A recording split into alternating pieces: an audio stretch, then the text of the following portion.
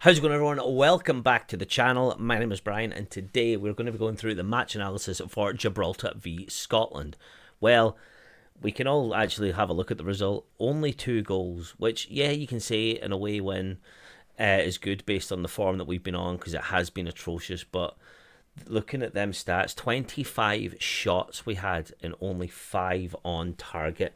Now, watching that game, if you haven't seen it and are only looking for the highlights, we should have had more, but in no way until the first goal went in did anything actually look like, oh my god, how did the keeper save that?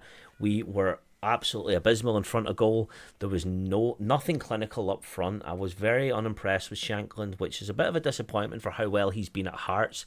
The goal that he assisted with, let's say, against Ryan Christie was an absolute mess. We're very lucky that it even went in. And it's just not the best position that I'm really seeing Scotland going forward with right now. Granted, the goal against that Che Adams scored was a worldie. John McGinn was an artist producing that, and that volley finish was phenomenal. So credit where credit's due. We were good then. Other than that, the game as a whole was not a spectacle. It actually raised more concerns with me than doing a confidence boost, which is what I initially thought the game was going to be. I was looking forward to seeing Ben Doak, but there might be an injury because he wasn't even on the bench, which is a little bit of a concern because up front we really need to start producing a little bit more. And I'm just a bit concerned going in against Finland now, although we are back on home soil. Finland might actually do us over here, which is just going to ruin our confidence going in. Like, don't get me wrong, it's not been great recently with Northern Ireland, Holland, France and England. Even the game against Georgia and the home draw against Norway. We'll take it as it is. We should be doing better in them situations based on everything else we've done last year. But I'm really starting to get a little bit worried now about up front. Defensively, grand.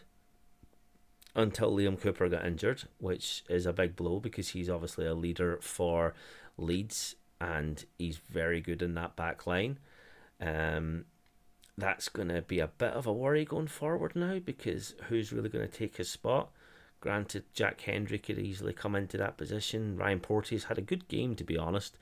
He didn't lose his head as much as he normally does. But I'm getting more concerned now. I was full of optimism last week, and now it's starting to be a little bit stretched. Much like our attacking front line has been very stretched as well. And I'm not really convinced with that midfield. Like, I do get that we didn't start our strongest 11 and we're trying things out. But the things that we were trying out is things that we've tried before. There was nothing really new there. Like, I wanted to sort of see some other link-ups. Yeah, Ryan Jack came in and he played all right as well, especially not having that many minutes for Scotland over the last few years.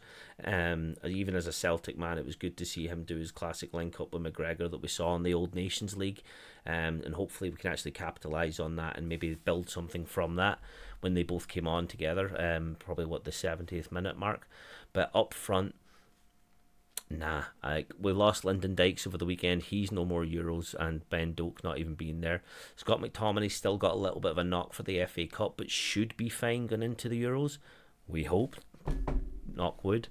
But today's game has really just exposed us in ways that I think that other teams will be looking at us. Like Switzerland will be looking at that thinking they're not going to score against us. That's going to be fine. We might not even get a point against them.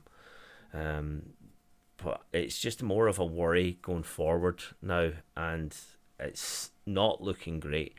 You normally should be buzzing after getting an away win, but Gibraltar should have been, as I said earlier on, a confidence booster that we just did not get from today's game.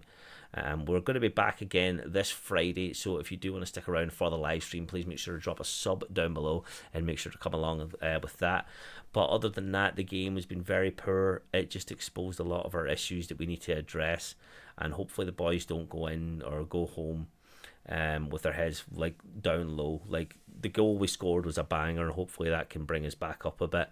But other than that, as a fan, we're there to have fun. We're not expected to really do much. Even getting out the group's going to be a massive victory for us because it's never happened before.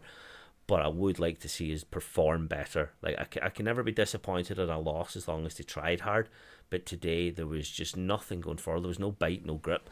Like, even Billy Gilmore did not have his best game I've seen him have before. So it's just more of a let's wait and see. If you did watch the game, let me know down below what your thoughts on it was, and where do you think changes need to be made? What do you think would have worked a little bit better today? I want to hear all them down below and see what we can do and see if we can actually come up with a solution with this, because I'm sure Steve Clark watches my videos all the time. But that's all going to be for today's video, guys. I will see you again on Friday for the live stream here at 7:45 on Friday night as we take on Finland in Hampden. I will see you then. Goodbye.